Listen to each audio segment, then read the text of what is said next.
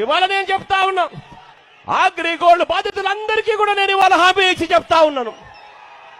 రేపొద్దున దేవుడు ఆశీర్వదించి మీ అందరి చల్లని దీవెనతో రేపొద్దున మనందరి ప్రభుత్వం అధికారంలోకి వచ్చిన తర్వాత ప్రతి అగ్రిగోల్డ్ బాధితుడికి చెప్తా ఉన్నాను, మనందరి ప్రభుత్వం అధికారంలోకి వచ్చిన తర్వాత దేవుడి దయతో జగన్ అనే నేను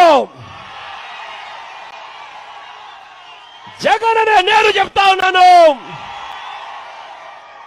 6 నెలల్లోనే ఆ 1100 కోట్ల రూపాయలు ఇచ్చి 80% మందికి ఉపశమనం జరిగేలా చేస్తానని చెప్పి హామీ ఇస్తా ఉన్నాను. సంవత్సరంన్నర నుంచి ఇస్తామని అన్నారని ఆశ చొప్పున ఎన్నోసార్లు మేము గుంటూరు కాడ వచ్చాము, కానీ మాకు పని జరగలేదండి. ఈ ఇంట్లో ఏదో రూపాయి నెలకి కట్టుకుంటాము, దేనికో దానికి వస్తాయని కట్టుకుంటే ఇలా జరిగిందని ఏజెంట్లను కూడా మేము తిట్టుకోవాల్సి వస్తుంది. కొంచెం దయించి అందరినీ ఆలోచించి అందరిని మనసులో పెట్టుకుని అగ్రిగోల్డ్కి